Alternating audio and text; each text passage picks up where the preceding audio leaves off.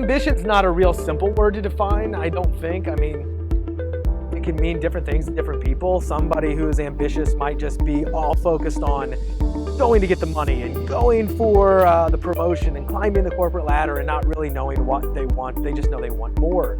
To me, though, ambition is it's an amazing word. I mean, to me, it just means not settling for what you can have or what you do have, but pushing yourself to what is just out of the reach of the probable and even just slightly out of reach of what's possible. Because if you aren't reaching for something that is almost a little bit scary, then you're not really living.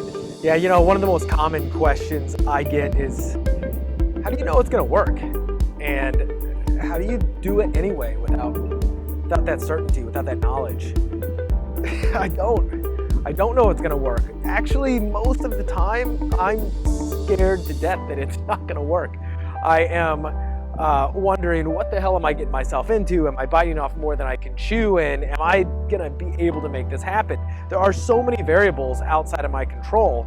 The one thing that keeps me going and keeps me able to take that step anyway, in spite of the uncertainty, is really thinking about the alternative.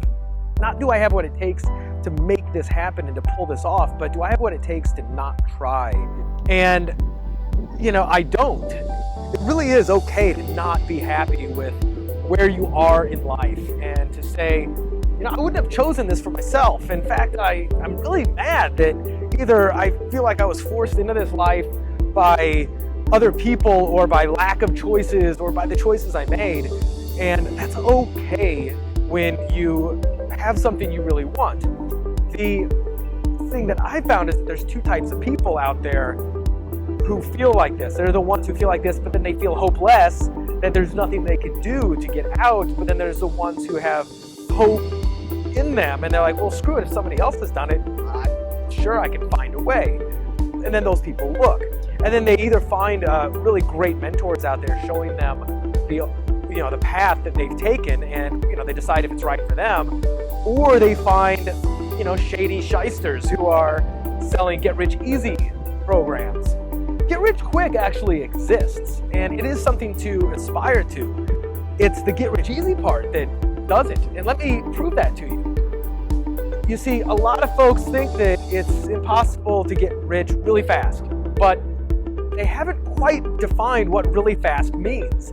I mean, think about this. If you have an idea and you put money and time and energy into this idea, and you seek out resources and help, and you work on this idea, you turn off the TV and you work 12 to 14 hours a day, and you say, screw it, I'm going to sacrifice some things in my life. And you do this for, let's just say 5 years. You just bust your hump for 5 years.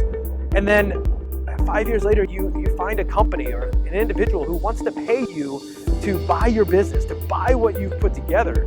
And if you know anything about selling a business, oftentimes you get 3, 5, 10 times earnings of what you've made, and you cash out. And that's what's called an exit plan, and a lot of us are familiar with this. But if you do this, if you bust your ass for 5 years and then sell your business, maybe for $5 million, and I think if you change your perspective and you understand that quick is a relative term, I think you'll be a lot happier with some of the opportunities that you're able to create for yourself. And I think it's going to be a lot more fun of a ride as well.